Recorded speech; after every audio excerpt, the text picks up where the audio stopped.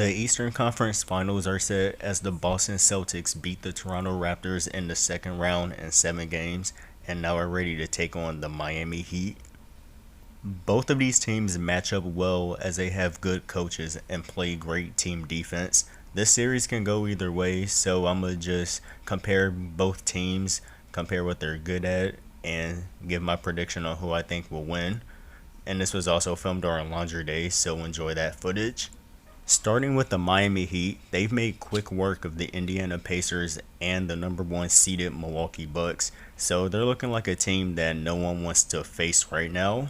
After finishing as a 5th seed, the Miami Heat hold a record of 8-1 in the playoffs, which is the best in the NBA.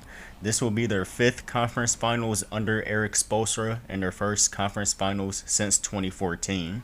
You can tell that they're mentally prepared to make a run at the final, despite many people counting them out early. This run is mostly led by Jimmy Butler, who has been the catalyst for this Miami team all season long. And with the emergence of first-time All-Star Bam Adebayo, they look ready to take on the challenge. Now when you compare both teams, you can tell on paper that the Miami Heat have a bigger team. They have Bam, Myers Leonard, and the former Celtic Kelly Olynyk, so they have multiple options in that position. It's going to be imperative for Miami to win the rebound battle to give them a huge advantage against the Celtics.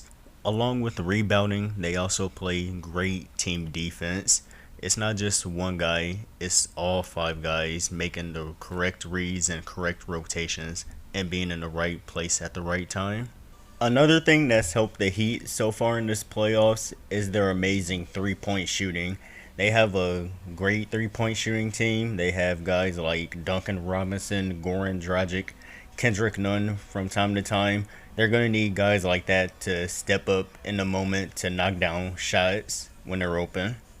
And also Jay Crowder, he's an amazing 3-and-D player for the Miami Heat. He's been hitting big shots all throughout the Milwaukee series.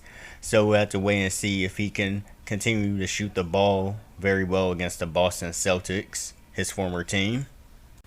As great as their defense is, I would say the Heat's only downfall could potentially be their offense, because there are times where they can go cold or they'll go many possessions without a bucket, especially when Jimmy Butler's on the bench. So they need to make sure they manage that well whenever Butler's on the bench and make sure that they have a good offense on the floor at all times against this tough Boston team. It happened a few times against Milwaukee, so Miami has to be mindful whenever they have a huge lead against the Celtics and make sure that the Celtics don't go on any major runs if they want to have any type of chance to win the series. But all in all, I don't really see too much of any problems that Miami should have to worry about against Boston since they matched them in so many other ways. So I'm going to just move on to Boston to list out what their pros and cons against the Miami Heat will be this series. So moving on to the Celtics, I just want to point this out. This will be Jason Tatum's 2nd time in the conference finals and Jaylen Brown's 3rd time. So those 2 guys definitely have experience at playing at that high of a level.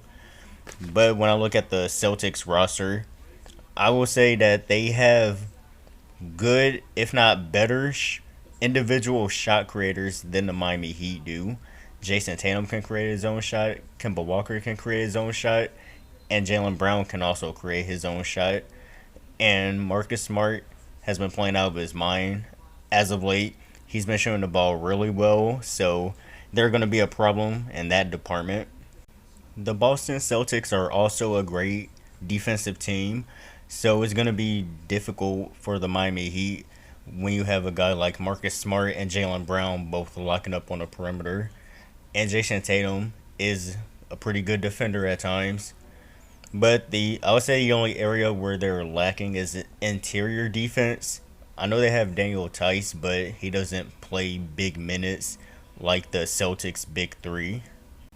But knowing Brad Stevens, he has a lot of defensive schemes, so you're going to see some mixture of man, and then you're also going to see him have the guys play some 3-2 zone like they did against the Raptors to try to limit Miami's paint point opportunities, but at the same time close out to 3-point shooters on the perimeter.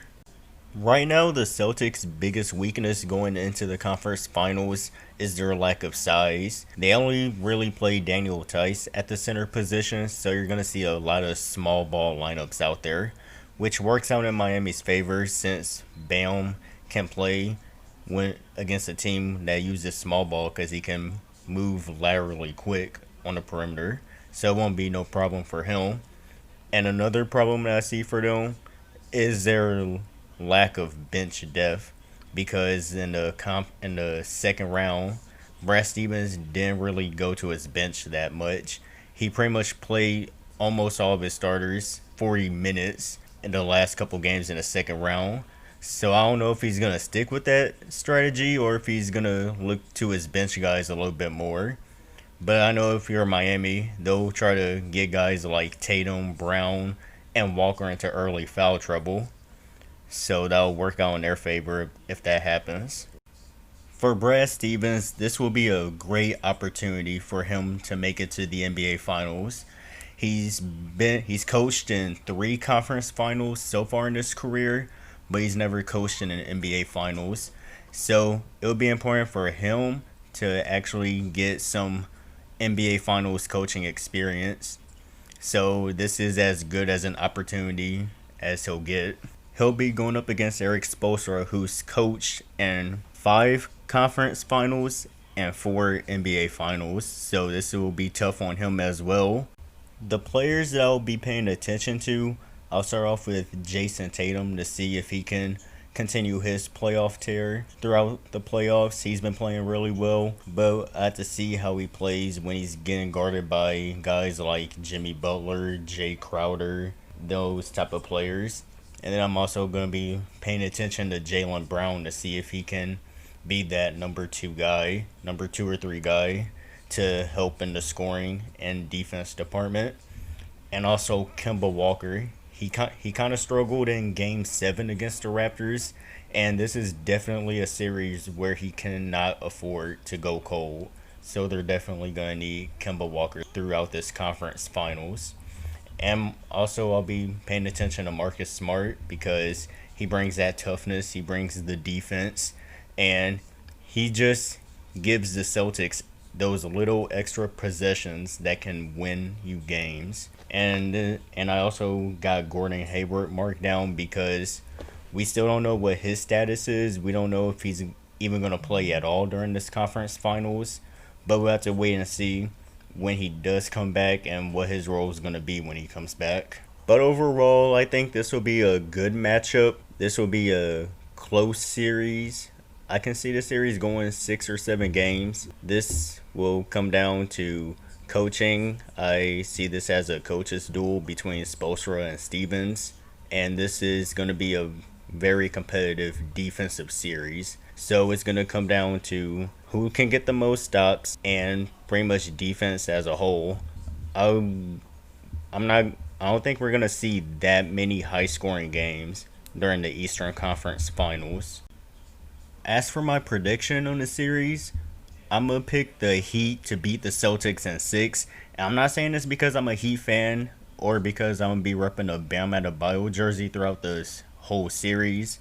By the way, my Bam Adebayo jersey literally came in last week, and I'm loving the Vice City design.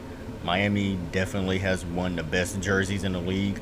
But back to the series, I picked Miami to win in 6 because I just feel like from how they play, they want this more than anybody. And also, Eric Spoelstra, more experienced coaching in these situations. Jimmy Butler has shown to be a great leader and uplifts his teammates to having them play at a higher level. And I just feel like that they have the tools in the package to beat Boston ultimately. I feel like that they have more options to go to than Boston does, let it be scoring or defense. And I feel like that not just Jimmy or Bam, but other guys like Duncan Robinson, the Jay Crowders, and just everybody else coming off the bench. Tyler Hero, who's played real well this playoffs despite being a rookie.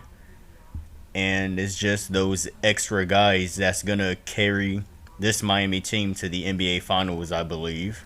But yeah, that'll do it for my predictions on the Eastern Conference Finals. I won't be able to watch the first two games because of my work schedule, but Game 3 and Game 4, I'll definitely be able to watch those two live.